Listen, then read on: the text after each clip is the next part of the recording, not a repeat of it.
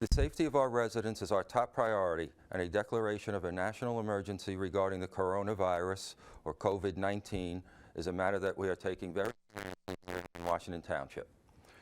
We have been consistently meeting with the team to discuss and implement state and county mandated instructions. The current state of emergency and health crisis facing our nation has led us to implement the following changes, which went into effect at 4 p.m. on March 13th and until further notice. The municipal building is closed to the public. However, municipal functions will still be operational and borough employees will be available via phone or email.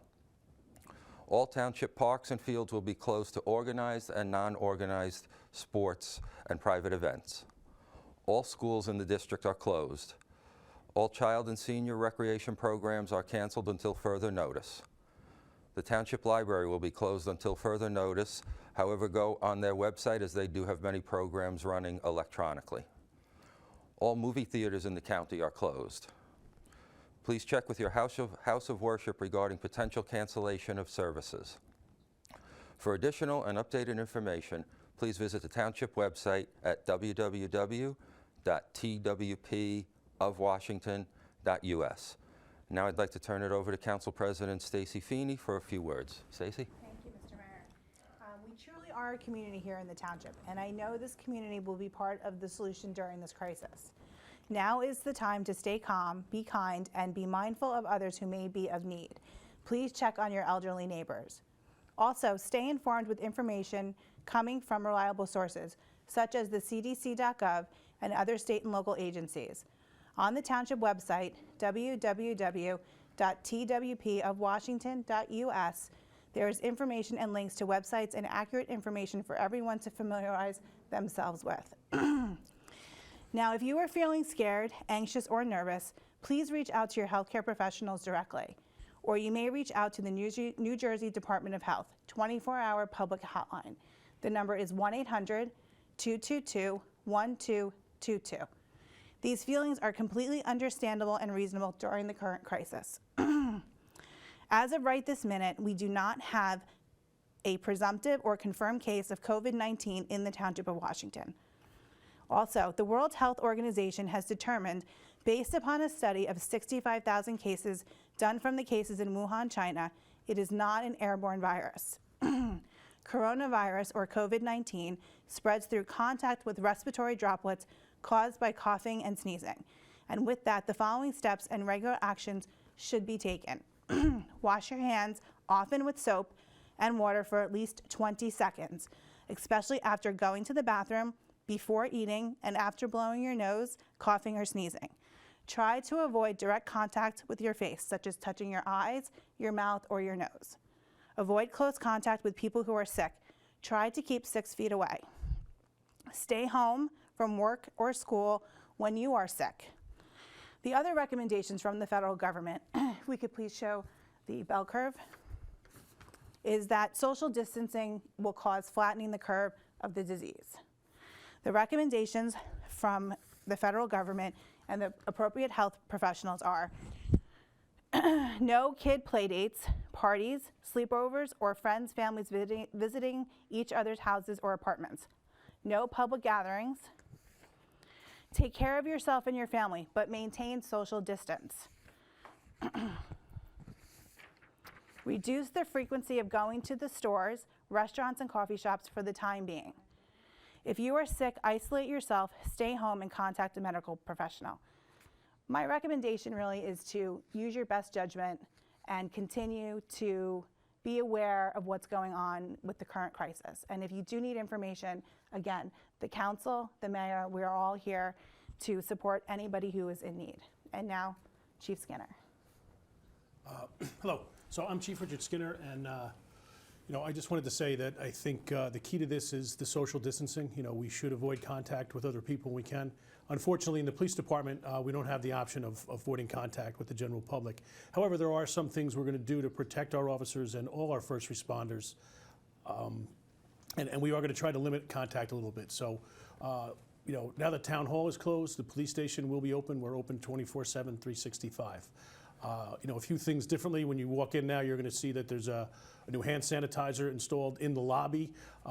Generally, when we deal with the public, we're a very community-oriented police department. We would invite you inside the police department and have you come in one of the offices to discuss what you need to discuss. I think moving forward, we're going to tend to leave people in the lobby and maybe be a little less upfront and friendly. We'll have you talk to a dispatcher through the glass window to make your report. The dispatchers have been provided with gloves. We have personal protective gear for our police officers to include, soap, hand sanitizers, all of those things. As far as medical calls, we've consulted with the ambulance corps and we've come up with some plans to handle medical calls a little differently. As soon as a medical call comes into our dispatch center, the dispatcher is going to ask a series of questions. Do you have cold or flu-like symptoms, shortness of breath, some of those symptoms that are associated with COVID-19. They'll advise our officers if there's a situation like that, and our officers have personal protective gear if they need to come in and treat patients. However, we want to protect all of our first responders and not have any unneeded exposure. So if you have a cold or a flu-like symptoms, we're going to ask you not to call right away for an ambulance to transport unless it's a true emergency.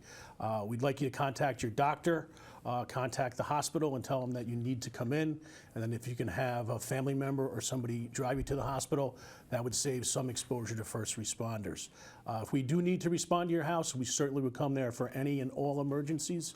But one of the things that we've instructed our officers to do is to make visual contact with the patient, and if they're not in serious medical distress, to avoid contact with them, maybe stay outside the house and maintain a visual or a verbal contact, and to wait for the ambulance corps to get there. The ambulance corps will put a mask on a sick person, and they're also going to try to limit their interaction. Certainly if somebody is hurt seriously, needs CPR, or there's trauma, our officers will don the appropriate protective gear and they will take action until the ambulance arrives. But I think the important thing to remember is, we don't want our first responders to be exposed, because then we could create a situation where first responders need to be treated or quarantined, and we're a police force of 20 officers with 2 SLEOs. We have dispatch personnel and 1 civilian, so you can imagine if we got a couple police officers that were exposed and needed to be quarantined, it would put some serious manpower issues down. So that's pretty much what we're doing within the police department. We're certainly still respond to any and all emergencies, but we're going to try to avoid contact. We suspended any kind of community policing activities for the moment, and just be aware. Don't be offended if you're dealing with one of our police officers and they appear to be, backing off 6 to 10 feet. That's what they're instructed to do. So thank you, and if you have any questions, I'm available at the police station. Thank you. Thank you, Chief. And now from our Office of Emergency Management Coordinator, Rio. Hi, thanks. Thank you, Mr. Mayor. Just wanted to I'm not going to repeat everything you guys all said. You pretty well covered everything. But I just wanted to let everybody be rest assured. OEM is in constant contact daily with Bergen County OEM, who is in touch with state OEM, who is in touch, of course, with FEMA. So we're getting daily reports from them on the most recent updates. As a lot of residents do know, we did send out 2 Swift Reach messages regarding a lot of what the mayor had to say about facilities being closed, the houses of worship, and then another message did go out repeating what the chief said, that if you feel sick, please don't call for emergency transport right away. Call your doctor, call the hospital to let them diagnose your symptoms first and see where you have to go from there. But definitely dial 911 should you need a life-threatening emergency. Other than that, we will keep you posted as Bergen County, because it passes down to us, and we'll try to keep everybody safe. Thank you, Rio. Just to re-emphasize, Town Hall is closed to the public. That is to protect the public and our employees so they can continue the business of running the town. If you need to interact with them, nothing like a good old-fashioned phone call. Email will certainly work for exchanging of documents. Hopefully our residents have access to email, scanning capabilities, and so we'll conduct business as best we can. So with that in closing, I'd like to say your cooperation during this time is imperative while we manage to get through this crisis together. As always, I encourage you to reach out to my office and staff if you have any questions or concerns, and remember that kindness and common sense go a long way. I wish all Township residents the very best in health, a positive attitude, and a strong sense of community as we get through this together. Thank you again for tuning in.